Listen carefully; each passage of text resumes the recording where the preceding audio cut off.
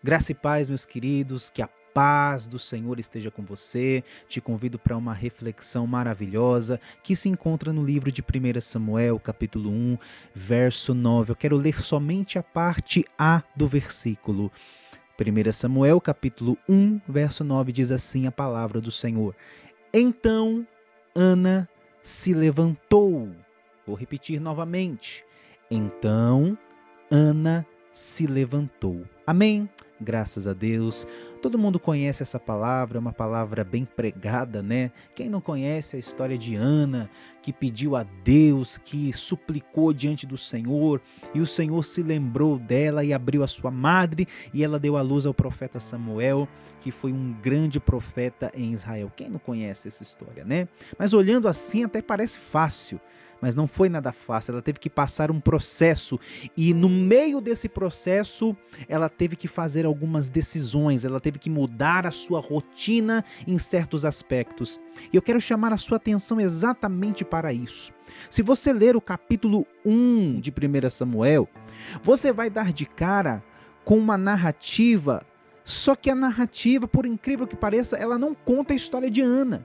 Se você olhar no versículo 1, do capítulo 1 de 1 Samuel, a parte A do versículo 1 diz assim, olha: houve um homem em Ramataim Zofim, da montanha de Efraim, cujo nome era Eucana, filho de Jeroão, filho de Eliú, filho de Tou, filho de Zuf Efrateu. Aí sim, no versículo 2, nós vamos introduzir indiretamente aqui a pessoa de Ana, olha só. E este, que era Eucana, tinha duas mulheres. O nome de uma era Ana e o nome da outra Penina. Penina tinha filhos, porém Ana não tinha filhos. Eu quero que você entenda, com base nesses dois versículos que nós lemos, que o foco da narrativa aqui neste momento não está na pessoa de Ana, mas está centrado em Eucana. E o texto vai dizer, no versículo 3, continuando a leitura, que subia, pois, este homem da sua cidade de ano em ano a adorar e a sacrificar ao Senhor dos Exércitos em Siló. Vou ficar só até aqui. Você prestou atenção no texto? Vamos interpretar?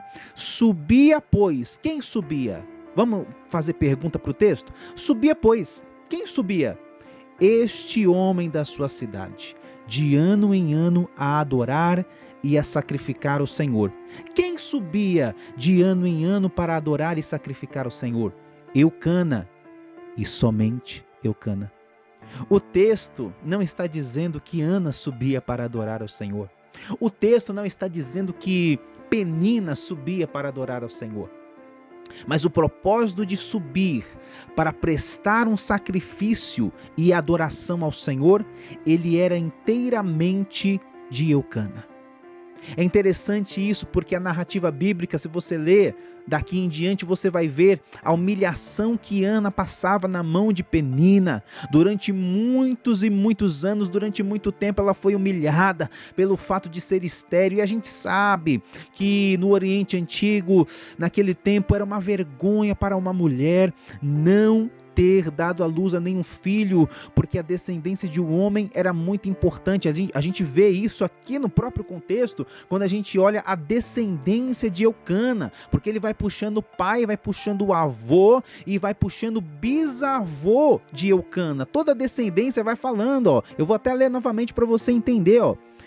O nome era Eucana, filho de Jeorão, o pai, filho de Eliú, o avô, filho de Tou, o bisavô, e filho de Zuf, o tataravô.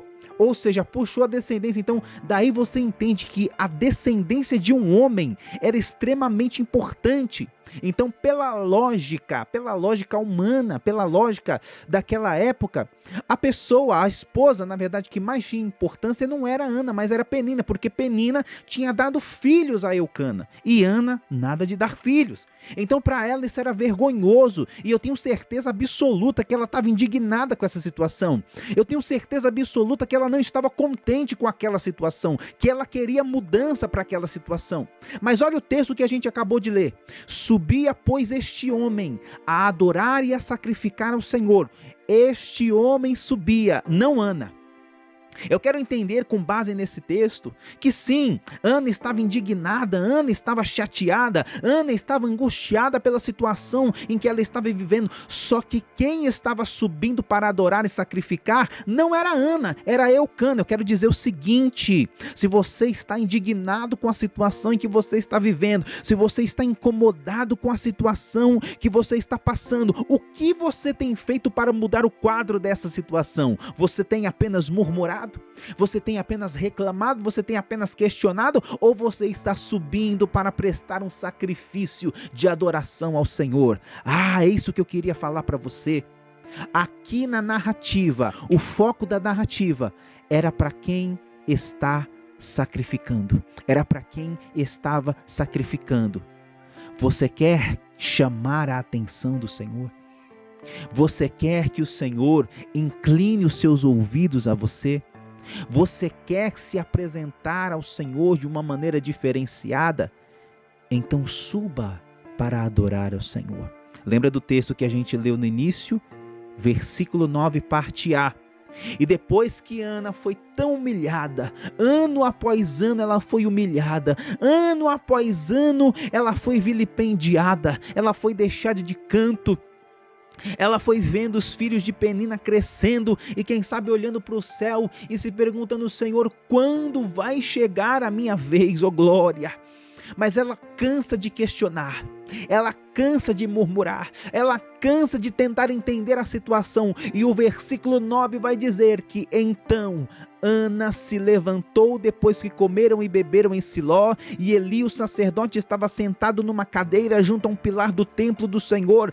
Ela, pois, com amargura de alma, orou ao Senhor e chorou abundantemente. Eu quero dizer com isto o seguinte: agora não é mais Eucana que está subindo a adorar e a sacrificar, mas a própria Ana, mesmo acompanhando o seu marido de ano em ano. Talvez ela nunca se propôs a adorar, a se rasgar de verdade, mas agora ela está subindo para adorar e sacrificar ao Senhor. Você quer ver as coisas mudarem sobre a tua vida? Você quer ver as coisas mudarem sobre a tua casa? Chegou a tua vez de se rasgar na presença.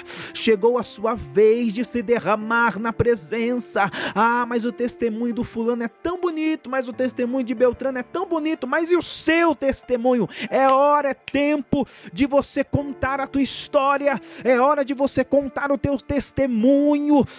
Meu querido, você chega no culto, vê o fulano se derramando, vê o outro se rasgando, adorando, se derramando na presença, mas você fica como espectador. Eu quero dizer que não tem bênção para espectador, não tem vitória para quem assiste, não tem vitória para quem veio curiar, não tem vitória para quem veio somente olhar quem canta melhor, quem rege melhor, quem prega melhor. Não, o cenário vai mudar quando você se dobrar, quando você se derramar diante da presença do Senhor. O Senhor se lembrará de ti e vai olhar para a terra e vai dizer: não, agora ele não está apenas assistindo um culto, agora ele não está apenas olhando ao seu redor, mas ele veio prestar uma adoração sincera, ele veio prestar uma adoração verdadeira a mim. E o Senhor está dizendo que quando você se colocar na presença dele como um verdadeiro adorador, ele vai olhar dos céus, vai olhar para você e vai mudar o teu cativeiro, se você assim crer e acreditar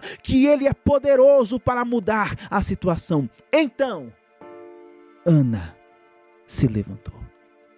Se levanta hoje e Deus vai mudar o teu cativeiro. Se você crê nessa palavra, deixa um joinha, comente aqui embaixo e compartilhe. Tem alguém que precisa se levantar. Que Deus abençoe. Fique na paz do Senhor. Se levanta hoje.